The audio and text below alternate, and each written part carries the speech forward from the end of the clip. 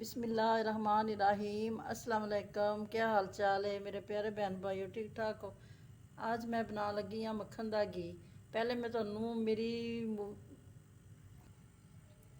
आज मैं ਤੁਹਾਨੂੰ बना के तरीका लगी हाँ दसन कि मक्खन दा घी किस तरीके नाल बनाना है। अगे ਤੁਹਾਨੂੰ मैं दसिया सी मलाई दा मक्खन किस तरीके नाल बनाना है। मेरे चैनल ते जाके ना मक्खन दा तरीका ही वेखो।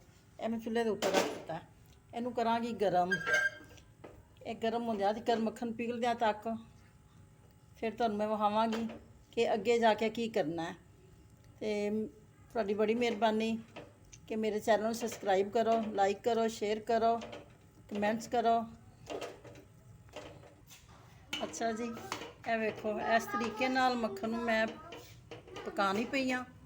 ਇਸ ਤਰ੍ਹਾਂ ਇਹ ਥੋੜਾ ਜਿਹਾ ਇਹਨੂੰ ਮੈਂ ਨਾ ਹੋਰ ਪਕਾਵਾਂਗੀ। ਇਹਨੂੰ ਪਕਾ ਕੇ ਥੱਲੇ ਲਾ ਲਾਂਗੀ।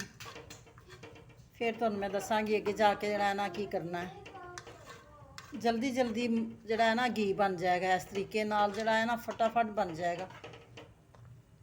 अच्छा जी, मक्खन मेरा बिल्कुल पिघल गया है। 3 ਤੋਂ 4 मैं ना बाले दवाए ने। ये वेखो थल्ले नज़र आ रहा है ना घी। इहनूं मैं हुण चुल्हे थल्ले उतार लांगी। अच्छा, ये मक्खन मैं थल्ले उतार लिया है। इहदे अंदर मैं ना पानी लगी हाँ ऐड करन। इस तरह पानी कर देंगी। इनू ठंडा करांगी। इत्थे बाहर रख के ही ठंडा हो जाएगा। फिर इन मैं रखांगी फ्रीज़र च रखांगी। फिर जड़ा है ना तुहानूं मैं विखावांगी कि घी जड़ा है ना किस तरीके नाल वखरा करना है। यह पानी मक्खन मिक्स हो गया है। इस तरह ये बड़ा जल्दी बनेगा, ज़्यादा टाइम नहीं लगेगा। जो उस तरह इनू बनाइए ना तो बड़ा टाइम लगता है। अच्छा जी, 3 ਤੋਂ 4 घंटे मैं इनू फ्रीज़र च रखिया सी। ये वेखो ये घ्यो उपर जड़ा है ना आ गया है, आके ना वो जम गया है, ठंडा हो गया है। इनू मैं इस तरीके नाल उतों घी नू ला लांदी। ये जड़ा पानी है, जिहड़ी इहदा मलाई दी जड़ा वो सख्त हुंदी है, असीं उहनूं पंजाबी च उहनूं छिड्डी भी कहने आ। वो जी होगी ना वो नीचे जड़ा है ना बैठ जाएगी। अच्छा जी, ये वेखो मैं घी लैदा कर लिया है। यह लस्सी जी है ना मैं लैदा कर ली है। यह वेखो यह जड़ा है ना यह वेखो यह चीज़ जी है ना यह लस्सी थल्ले बैठी हुई है। यह घ्यो दे विच इनू ना ख़त्म करना बड़ा मुश्किल हो जाता है। इनू साड़द्या घी जड़ा है ना उनका कलर जड़ा है ना बदल जाता है, वो ज़्यादा रैड हो जाता है। इनू मैं ना घी नू सारा मैं ला के लैदा कर लिया है। इनू मैं ज़ाया कर देंगी।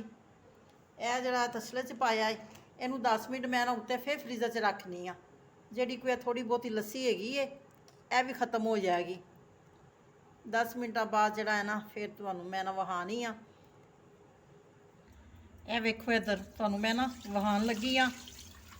यह वेखो कितनी लस्सी निकली मक्खन चों कि इनू फिर खुशक करद्या बड़ा टाइम लग जाता है। यह वेखो इधर यह मैं ज़ाया करता है। इस तरह बिल्कुल सानी काम हो गया। अच्छा जी, इधर वेखो घी लैदा हो गया है। जी थोड़ी बहुती लस्सी विच है सी वो भी हो गई है साइड ते। इनू मैं बाहर कढ़ लाँदी। बिल्कुल साफ हो गया घी। लस्सी जिहड़ी हैगी सी सारी मैं ना बाहर कढ़ दित्ती है। इनू मैं हुण पतीले च ऐड कर दियांगी। चूल्हे के उत्ते मैं रख दिता है पतीला। इनू गर्म कर लाँगी मैं। ये बड़ी जल्दी गर्म हो जाएगा, हुण साफ हो जाएगा बिल्कुल। लस्सी तो बगैर घी जड़ा है ना इस आसानी तरीके नाल जड़ा है ना इस तरह बन जाता है।